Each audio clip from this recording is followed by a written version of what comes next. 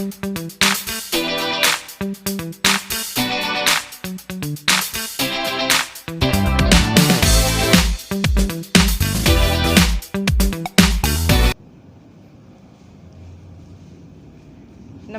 प्रबंध समिति आदर्श विद्या मंदिर ऑनलाइन क्लासेस में मैं उमा गहलोत आप सभी का स्वागत व अभिनंदन करती हूँ। कक्षा एकादशी विषय इतिहास। आज का हमारा पहला पाठ चल रहा है अभी, जिसका नाम है समय की शुरुआत से। हमारा प्रकरण है आदिकालीन मानव और पहला पॉइंट आता है भोजन प्राप्त करने के तरीके।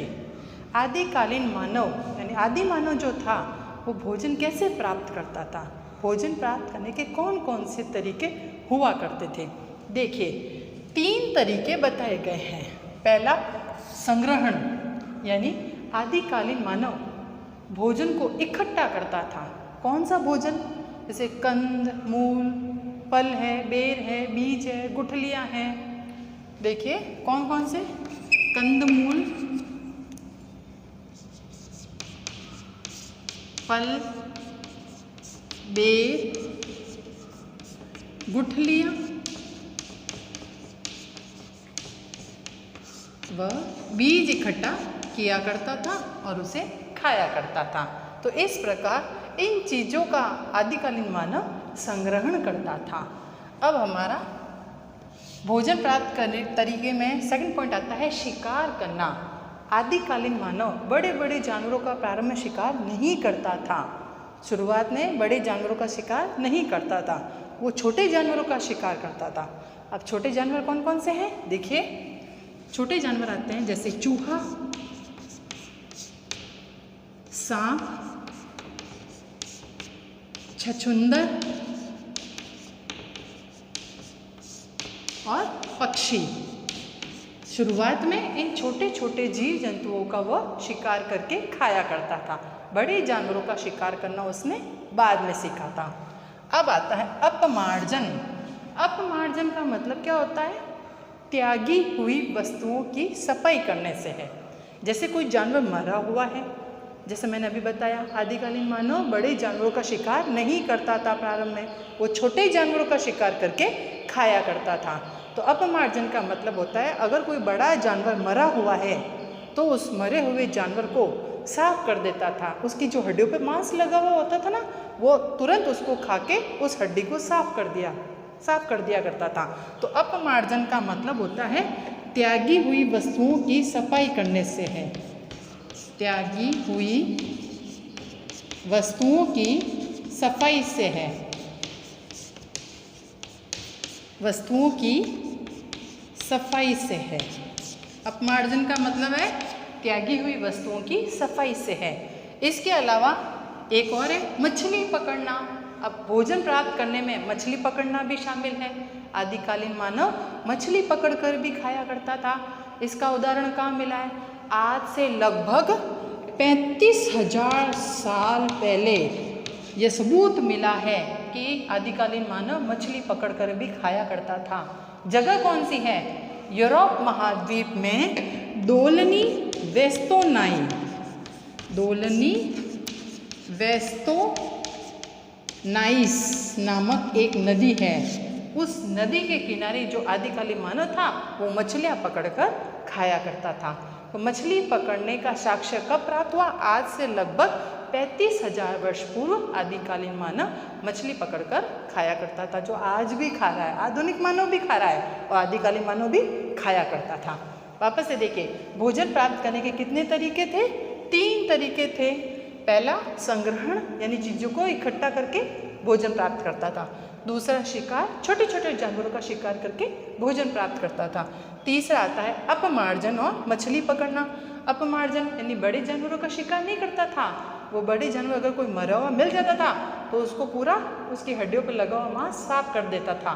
तो अपमार्जन का मतलब क्या है, त्यागी हुई वस्तुओं की सफाई से है। और मछली पकड़ना, आदिकालीन मानव मछली भी खाता था।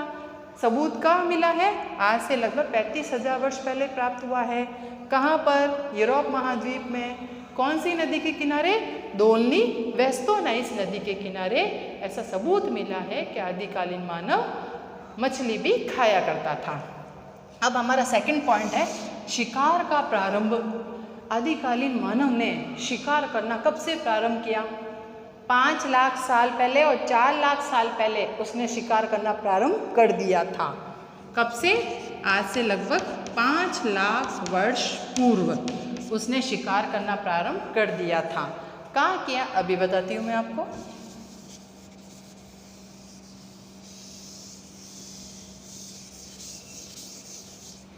देखिए, शिकार का प्रारंभ 5 लाख साल पहले हुआ यूरोप महाद्वीप,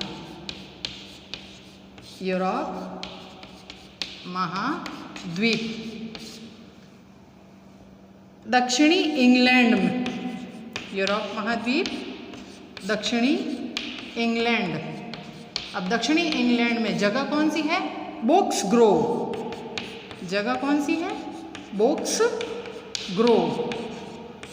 वापस से देखिए, शिकार का प्रारंभ कहाँ पे हुआ था? यूरोप महाद्वीप में, दक्षिणी इंग्लैंड में, बोक्स ग्रोव नामक स्थान पर आज से लगभग 5 लाख साल पहले शिकार करने के सबूत मिले हैं। एक और जगह है, वापस वही यूरोप महाद्वीप में। देश कौन सा आता है? जर्मनी। अब जर्मनी में जिला वगैरह कौन सा आता है? शोनिंजन, शोनिंजन ये जिला है। यहाँ पर 4 लाख साल पहले शिकार करने के सबूत मिले हैं। वापस बताती हूँ, यूरोप महाद्वीप में, इंग्लैंड में बोक्स ग्रोव नामक स्थान, वहाँ पे 5 लाख साल पहले शिकार के सबूत मिले हैं। और जर्मनी में शोनिंजन नामक स्थान पर आज से लगभग 4 लाख साल पहले शिकार करने के सबूत मिले हैं। अब आगे, आदिकालीन मानव के निवास स्थान कहाँ थे? देखिए, आदिकालीन मानव, ये मैंने बनाया है पेड़। आदिकालीन मानव पहले कहाँ रहता था? वो पक्षियों के साथ साथ, आदिकालीन मानव अगर पेड़ों की शाखाएं हैं तो उन शाखाओं पर ही सोया करता था। यानी उसका निवास स्थान कहाँ था? पहले पेड़ के ऊपर था। वो पेड़ों पे पक्षियों के साथ में निवास करता था। पेड़ पे लगे हुए फल फ्रूट वगैरह खाया करता था। जब यहाँ पर कमी होने लग गई फल फ्रूटों की, तो जो पक्षी होते थे उन पक्षियों को खाया करता था। फिर धीरे धीरे पेड़ों, भूख लगी, भूख तो सबको ही लगती है, पेड़ों से नीचे उतरा। जमीन पर अगर कुछ जानवर चलता हुआ मिलता था, छोटा छोटा जानवर, चूहा है, छछूंदर वगैरह, तो उनको पकड़ कर खा लिया करता था। तो आदिकालीन मानव का सबसे प्रारंभिक स्थान, निवास स्थान पेड़ होते थे। उसके पश्चात उसने पेड़ों से नीचे उतरकर दूसरे स्थान पर पलायन करना शुरू कर दिया। जब बरसात का मौसम आता था, बिजलियाँ चमकती थी, तो उसने बड़ी बड़ी गुफाओं के अंदर शरण लेना प्रारंभ कर दिया। वो गुफाओं में रहने लगा था।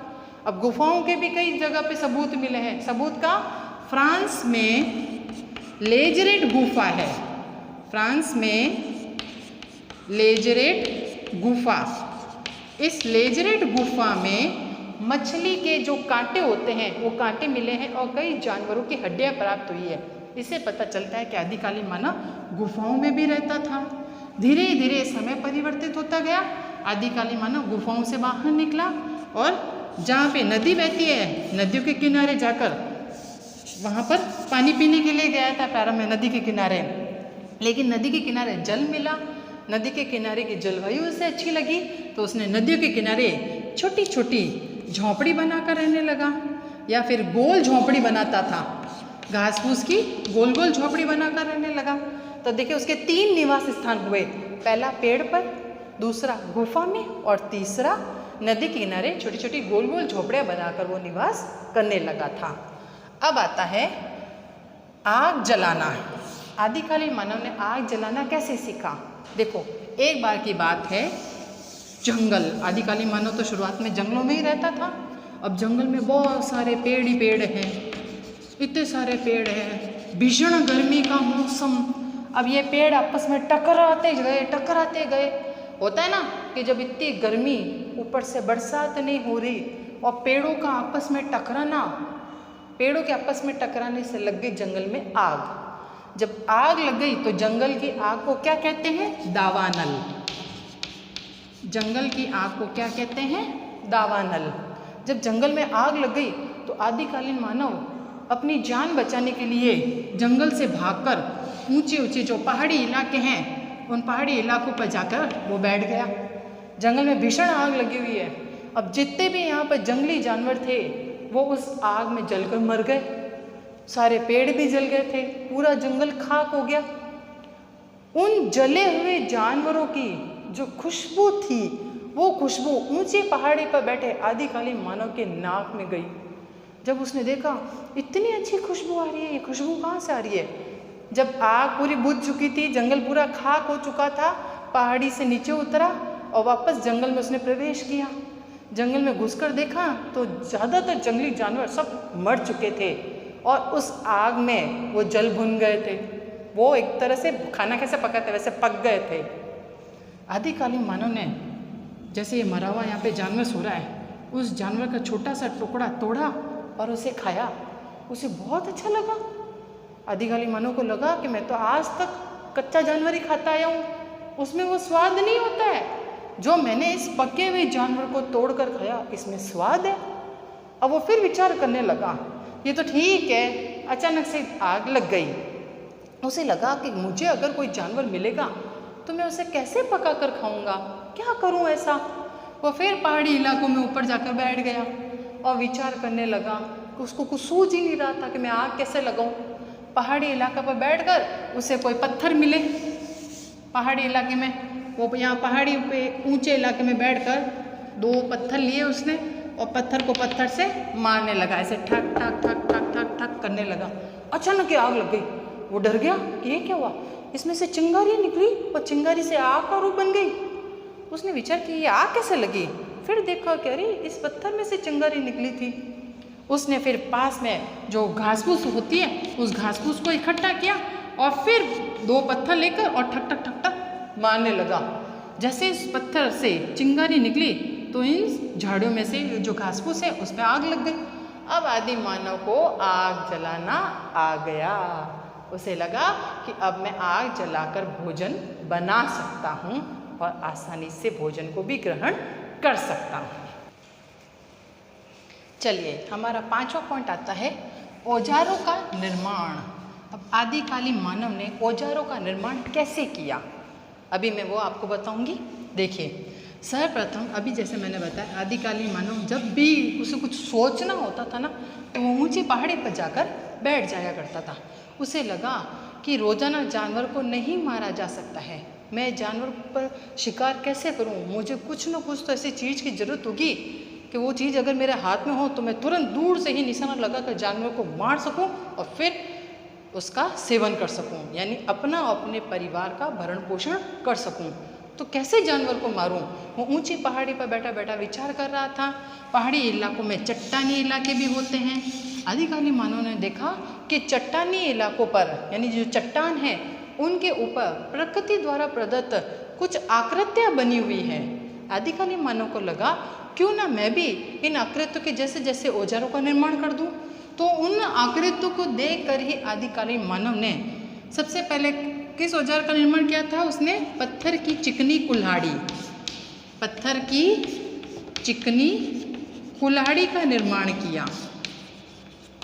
कुल्हाड़ी, लेकिन अब कुल्हाड़ी हाथ में तो लेकर वो डायरेक्ट जानवर के पास में जा नहीं सकता और उसको मार नहीं सकता है। फिर उसने कौन सा पत्थर बनाया? कुठार, जो आलू की तरह दिखाई देता है। इस पत्थर का नाम है कुठार। यहाँ पर पकड़ने का हैंडल होता था और इस पत्थर से क्या करते थे? ऐसे यूँ पकड़कर मांस को कुचलने के काम आता था ये पत्थर, उसे कहते हैं कुठार। दूसरा होता था गंडासा, ये यहाँ से तीखा होता था और नीचे लकड़ी का हत्था लगा होता था, इसको कहते हैं गंडासा। गंडासा ये मांस को काटने के काम आता था।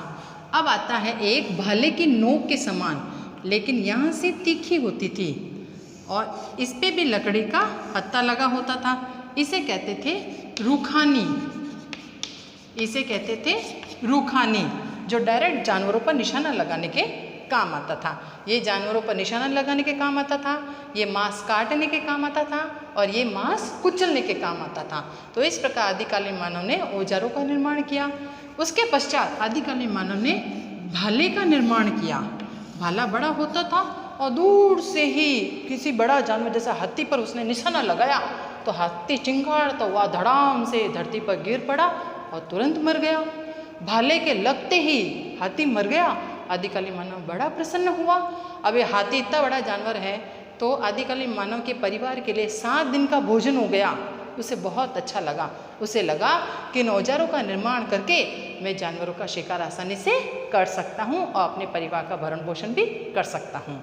अब आगे देखिए, मिट्टी के बर्तन बनाना। आदिकालीन मानव ने मिट्टी के बर्तन बनाना भी सीख लिया था। कैसे सीखा उसने? देखिए, सबसे पहले जैसे आदिकालीन मानव नदियों के किनारे ही रहता था। नदियों के किनारे जो मिट्टी होती थी वो अच्छी ही होती थी, लेकिन उसे बर्तन बनाना नहीं आया था। वो कैसे बर्तन बनाता? अब बर्तन बनाने के लिए उसे कुछ न कुछ तो चीज़ों की आवश्यकता होती। तो नदी के किनारे की जो मिट्टी होती थी वो चिकनी होती थी। उसने चिकनी मिट्टी ली और मिट्टी से उसने घड़े का निर्माण कर दिया। अब घड़ा बना तो दिया, जैसे इस घड़े में पानी भरा घड़ा फूट गया। घड़े को पक्का घड़ा कैसे बनाए? उसने दोबारा चिकनी मिट्टी ली, पेड़ों की जो शाखाएं होती है उन शाखाओं को लिया, घास फूस लिया, सबका मिश्रण किया, आटे की तरह सबको गूंथ दिया और फिर उसने धीरे धीरे कुंडली का निर्माण किया। यानी एक के ऊपर एक कुंडली, एक के ऊपर एक कुंडली, एक के ऊपर एक कुंडली, ऐसे कुंडली को ऊपर ऊपर रखकर उसने घड़े का निर्माण कर दिया। उसे लगा कि फिर मैं अभी तो घड़ा गीला है, घड़े में पानी डालूंगा तो घड़ा फूट जाएगा। तो आदिकालीन मानव ने 7 दिन तक घड़े को धूप में सुखाया, फिर उसने आग में तपाया। घड़ा जब पक्का हो गया फिर उस पक्के घड़े में उसने पानी भरा और पानी भरने के बाद जब उसने देखा कि घड़ा फूटा ही नहीं तो अब उसे घड़ा बनाना आ गया। यानी उसने धीरे धीरे मिट्टी से दिए बनाए, कटोरियाँ बनाई, परात बनाई मिट्टी की, मिट्टी का तवा बना दिया था, घड़े का निर्माण कर दिया था। उसे बहुत अच्छा लगा। उसे अब धीरे धीरे बर्तन बनाना आ गया। पहले वो बर्तन हाथ से बनाता था, लेकिन अब वो बर्तन जैसे कुम्हार चाक पर गोल गोल चाक घूमता है और फिर वो घड़े का निर्माण करता है। धीरे धीरे आदिकालीन मानव ने पत्थर का चाक बनाया और उस चाक पर वो मिट्टी के बर्तनों का निर्माण करना सीख गया था। अब आता है कपड़ा व सुई का निर्माण। कपड़े का निर्माण आज से लगभग 21,000 वर्ष पहले कपड़े के निर्माण का साक्ष्य प्राप्त हुआ है। कपड़ा कैसे बनाता था? आदिकालीन मानव जिन जानवरों का शिकार करता था ना, उन जानवरों की जो खाल होती थी उस खाल को वो कपड़े के रूप में इस्तेमाल में लेने लगा। और सुई का निर्माण कैसे किया? आदिकालीन मानव मछली खाता था। मछली में बहुत सारे कांटे निकलते हैं, उन कांटों को ही वह सुई के रूप में इस्तेमाल में लेने लगा था। अब आता है आभूषण। आदिकालीन मानव खूब सारा कई जानवरों को खाया करता था। उनकी जो हड्डियां होती थी उन हड्डियों को वह आभूषण के रूप में इस्तेमाल में लेने लगा था।